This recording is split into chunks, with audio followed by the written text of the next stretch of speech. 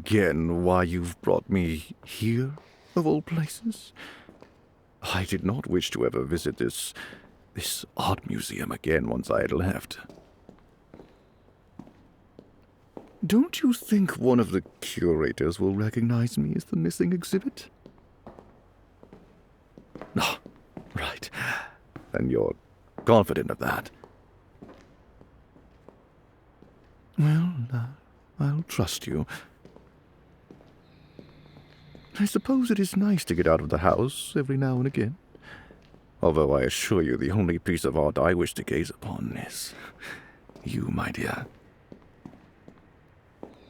You truly are a feast for the eyes, more beautiful than any artwork on display here. I didn't realize this place was quite as big as it is. It certainly didn't seem as much when we were running for our lives through it.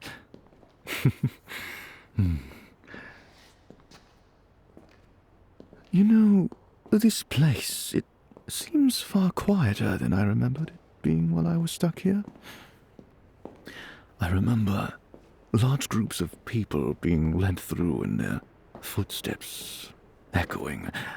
I suppose this is rather unusual. Is that perhaps why you chose this day to come? Because you knew it would be empty? Is this the exhibit you wanted to see? Ah, yes, Rembrandt, an artist of great skill, although his work pales in comparison to the beauty that stands beside me. Indeed, the museum is quite deserted today. A fortunate coincidence, allowing us a more private viewing of the artwork. Lead the way, my dearest. I have full trust in your expertise.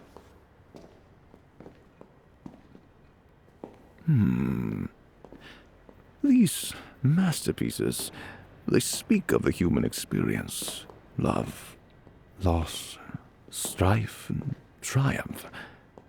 In here, alone, it feels as if the very atmosphere has been still for quite some time, holding its breath in reverence for the work of a master. Intriguing. The artist has captured a certain essence in this subject. A depth of character, a secret inner world, hidden from prying eyes. This woman, she looks quite comfortable here, as if the artist was a good friend of hers, and she was simply spending her time with. It's far less religious than some of his other works, is it not? Although in saying that, it is no less impressive.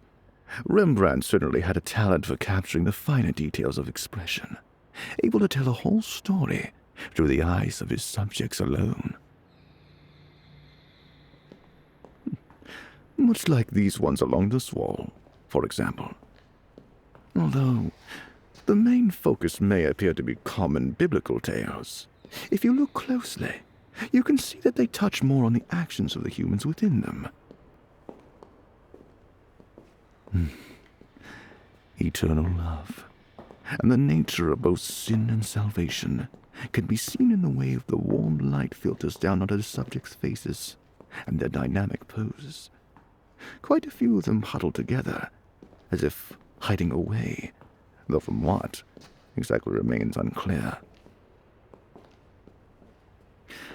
Rembrandt's genius lies not just in his technical skill, but in the way he invites the viewer to peer into the soul of his subjects. And you, my dear, have a soul so captivating, so full of stories waiting to be told. It's no wonder Rembrandt's work resonates with you. This one seems out of place on this wall. Let me see. The Anatomy Lesson of Dr. Nicholas Tulp appears to be the name of this piece. Among all these religious works, Would a public dissection not be considered unholy? And yet, like his other works, the faces of the group all appear profoundly human. It's a study of life through death, as if the men are contemplating the very eternal mystery of the human body and soul.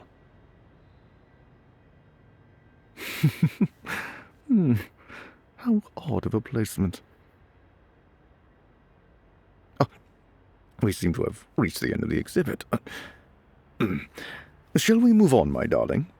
I'm sure there's plenty more to see. If I'm being completely honest, I never expected to be back, but with you by my side, I'm certainly not hating the experience.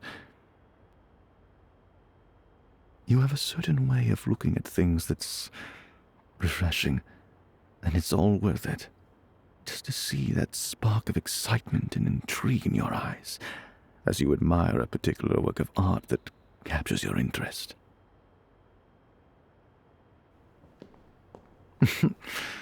My dear, you are far too kind. I appreciate your thoughtfulness, but I fear that particular exhibit may be a step too far for my fragile psyche.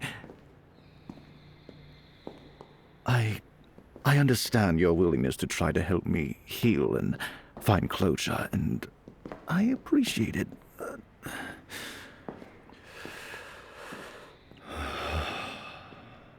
However, I am willing to face my demons for your sake.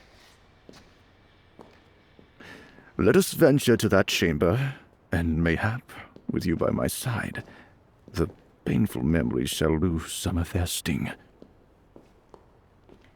Ah, yes. Here we are. The very place where our story began.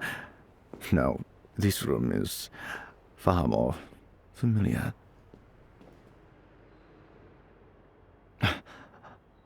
Well, it did not take them long to replace me with something far less interesting. What is this beast? A creature crafted to resemble an angel, yet lacking the very essence that makes us divine?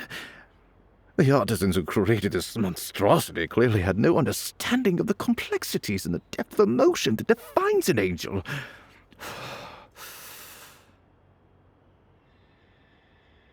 That pedestal, that is the very one I used to stand upon, frozen. I half expected to see it still sitting there empty, and yet they simply replaced me, as if I were no more than a commodity. Although to them, I suppose I was. Oh! No, I said nothing. It's nothing important, I promise you. Do you think we could leave? Yes, let us depart this place and its painful reminders. I find myself much more enamored with your company than the company of stone and marble. Shall we, my dear? The world outside awaits, and I have a feeling our next adventure together will be far more pleasant than this stroll through my past. Hey, before you go, I just wanted to remind you that if you like this audio and want to see more, you should subscribe to the channel. If you just so happen to be one of our adult fans, you should definitely consider subscribing to our Patreon at patreon.com/Celesterra. Apparently I've been saying the channel name wrong for quite some time and they had to correct me. Can you believe that? I love you guys. Anyway, you can also order your own personal audio at anagomi.com/commissions. I can't wait to see you again, darling.